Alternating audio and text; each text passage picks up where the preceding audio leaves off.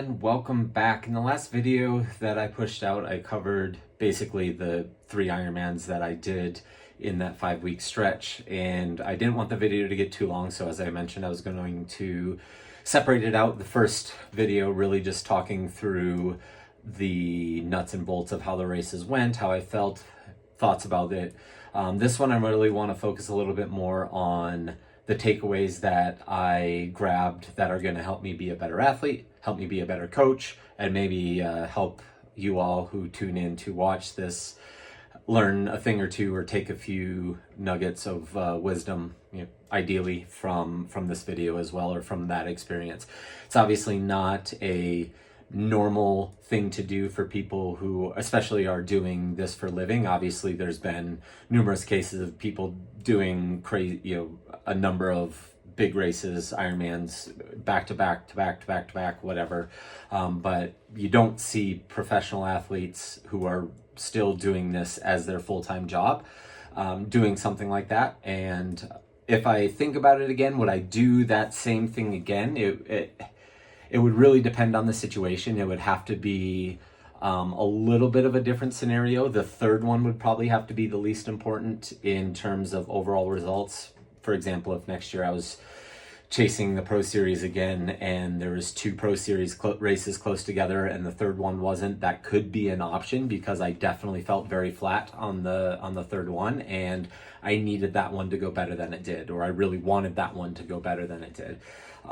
So in terms of importance from the overall season goals, the third one was probably more important than the second. The second one was Challenge Roth, was a race that I wanted to be at. I wanted to run sub 2:30 there. That was a goal that I set at the beginning of the year, but it didn't have any bearings on my my full season goals. So it would have been the ideal situation if Lake Placid was before that one.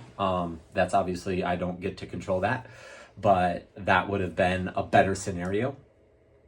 But I learned quite a bit from doing it about myself. I learned quite a bit that I think will make me a better coach as well, and so that's what I'm going to share with you today. The first takeaway, and I did touch on this in the last one, is that Ironman is a long day. You're always going to have things that go wrong. Sometimes they're really little, sometimes they're really big. I remember in the T1, or as we're setting up our bikes in transition before the race in Lake Placid, a lady tripped on one of the barricades, spilled her coffee, and was a little bit shook by the whole situation, and it happened to be right next to me, and I just said, hey, you know what, if you got the worst thing that's going to happen to you out of the day already, so the rest of the day is going to go great. And that was the first thing that popped to my head, but I've really been kind of thinking about that as the time's gone on as well, that Ironman is a really long day. You saw that with myself. I had a terrible bike in Cairns. I didn't have a good bike in Challenge Roth either, and was able to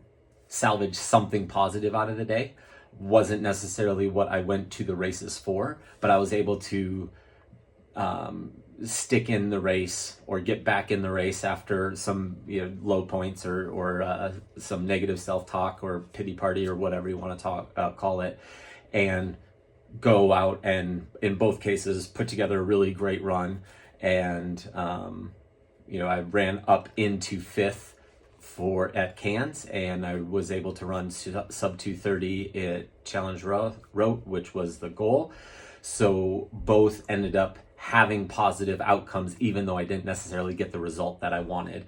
And I've been speaking about that with the athletes that I coach. I've been thinking about how I can talk about that as a coach in the future as well. And even if you look at both Cairns and Lake Placid, Matthew Marquardt was having really tough times coming out of the water in both of those races, and he ended up destroying the bike and running really dang well in both of the races, and ended up winning both of them, and after a significant amount of diversity.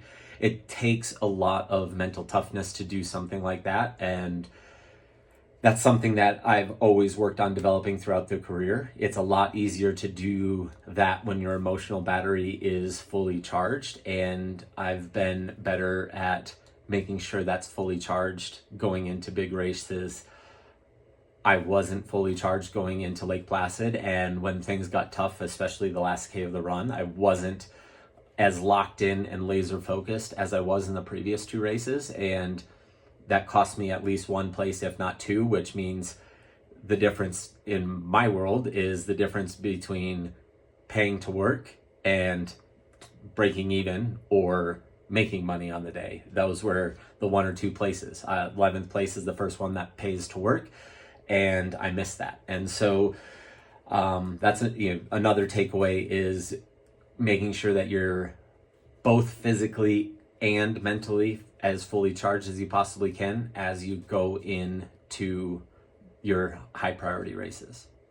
Another takeaway that I am bringing out of this, again, it just reinforced the need to focus on the things that you can control.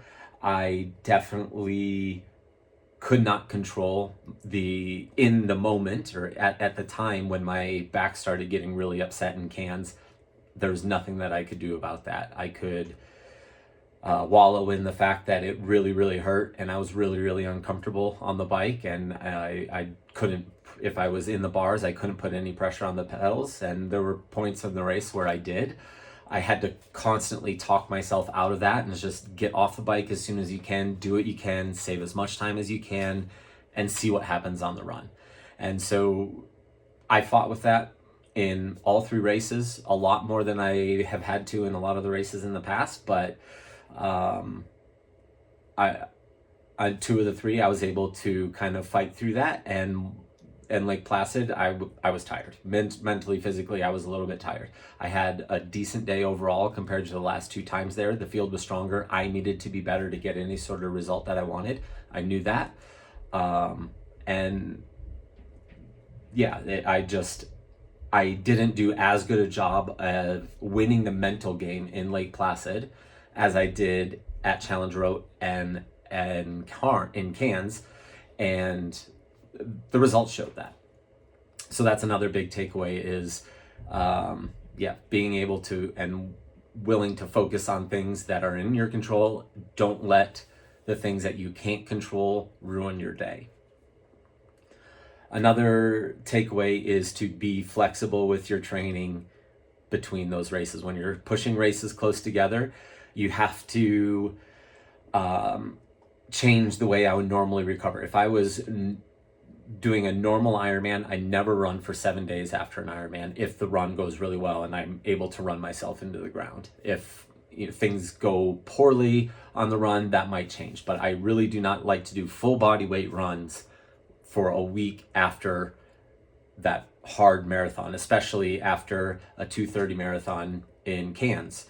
And that you can't do that if you're racing another Ironman in 2 weeks or in 3 weeks. And so I had to kind of force the training back a little bit. And so working with Coach Julie, after Cairns, we kind of set up the plan leading into Challenge Roth, and that I was able to follow that pretty well. I recovered from that hard run as good as I could have hoped for.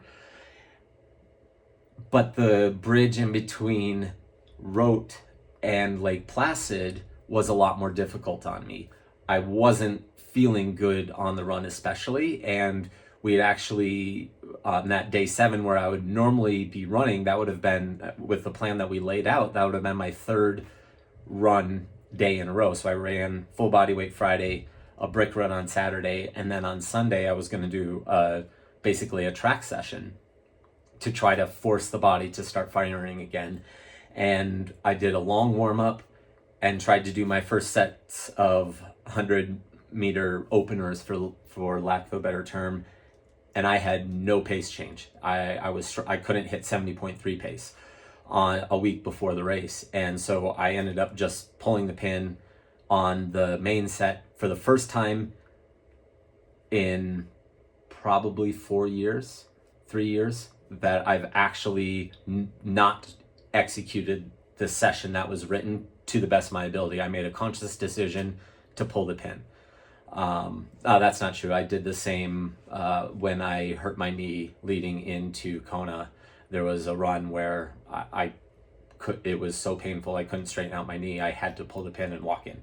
So first time in a year that I've had to do that. But that was a good reminder that I could have panicked and said I couldn't hit the session today, or I could roll with the punches and again focus on the things that I could control, bringing it back to the last thought, and be willing to be flexible and just listen to the body, listen to the feedback that I've learned to take from my body through all these years of racing, and not force it just because it said what I need to do on my training plan, and listen and adjust accordingly. And that was a good reminder. I'm probably not the best at doing that all the time. I really, if it's on the page, I get it done. That's the end of it. And I've always viewed that my job is to execute the sessions in front of me to the best of my ability, and then give good feedback and trust that coach will adjust things as necessary.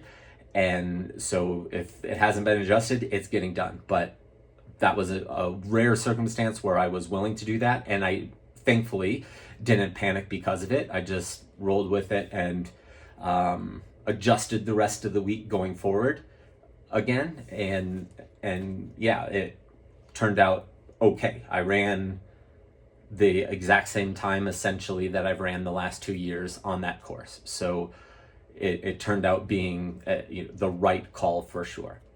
Just a couple more things that I've been thinking about after the fact is, and one is something that I've always believed.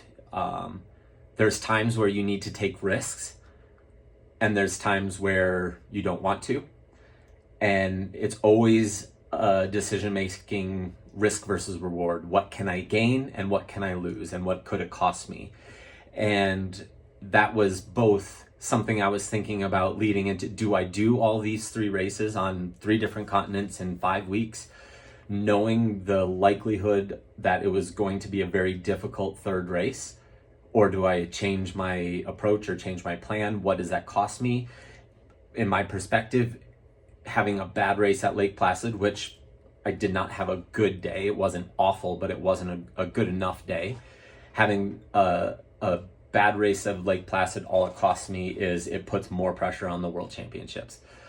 It was 2 weeks I'm not worried about my ability to prepare for the course in time, or to get physically prepared for the course in time. There's a lot I need to do on the bike handling side of things to get prepared for the course, but that wasn't going to change. I don't think I hurt my recovery. I'm feeling good already and ready to get the body moving. I'm chomping at the bit, so that's a good thing. I'm mentally still there, but it means that the race has to go better in order for me to meet my end goals for the 2025 Pro Series. So that was the risk. In each race, I had to determine how risky I was coming off the bike in no man's land, way far out of the pack. I had never ran a faster than 2:34, and going out at a 2:28 pace or 2:27 pace in both of the races was a risk. I had felt that I had done the training for a 2:30. I didn't know if 2:28-ish, which I ran and wrote, was in the cards, but that was a huge risk. But in the time, I felt it was 100% worth the cost. If I blew up, if I ran a 2:35 at Cairns, I don't get any, I get 300 less points or something like that, and maybe squeak into the top 10. So that would have been a much safer approach. But by going out and risking it and having it work out, it was obviously a risk. It worked out. By going out and doing that, I was able to run into 5th, at least cover my trip expenses, and get a decent amount of points in order to kind of save my ability to chase the Pro Series. If I wouldn't have done that, if I would have got less than 4,000 points there, I'd probably have to start thinking about not chasing Pro Series points and figuring out other races to do for the rest of the season. And that risk was worth the reward of keeping the Pro Series alive. At least a possible outsider chance at a top 10 at this point is probably the best that I can hope for. Same with Challenge Roth. I wanted to go there for a 2:30. That was the end goal. I came off the bike in no man's land. It was 100% no question when I got off the bike. If I had the legs, I was going to go out and risk completely blowing up, even though it was probably less likely because that it was going to happen, because I had just done a 2:30 marathon 3 weeks before. But there was no question that that's what I was going to do. And thankfully I was able to do that and fairly do it. I mean, not easily, but by a wide enough margin. And in Lake Placid, I wanted to take the risk, but I just didn't have the legs to do so. And then the final thing that I want to talk about is being willing to go back to the drawing board. I made some significant changes to my fueling on the run, which I have been doing very similarly for the last 3 or 4 years, or with the same products for the last 2 years, but a very similar fueling approach for the last 2 or 3 years. And I started playing around with things when I ended the year last year, unhappy with the way that I was running in races. I started changing that and not being comfortable with just doing what I had always done. I guess I didn't want to do what I had always done and get the results that I was currently getting.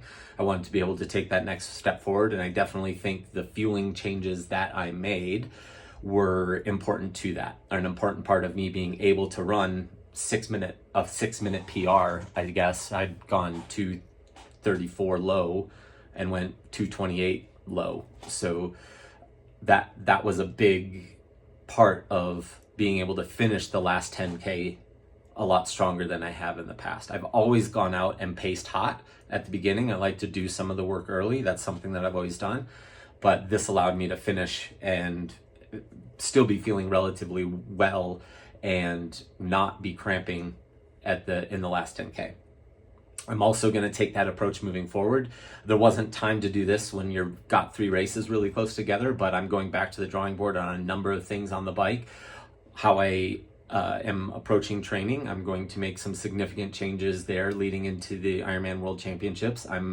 Obviously I've talked about the back issues that I've been having. I've been using the Dare 4 to help me figure out what is lost at certain points. Like when I'm climbing, am I losing a lot more time by being on the hoods versus being in the bars? When is that the most advantageous time to go out of the bars and try to give the back a little bit of a rest? What pitch, what degree of incline, where does it make the most sense to make that change? So I'm doing some testing to hopefully give me some insight there. I'm going to test out 3 new cockpit positions and extensions. So I've been moving the current setup. I increased the angle a little bit, which did help in Lake Placid. It took a little bit of pressure off the low back.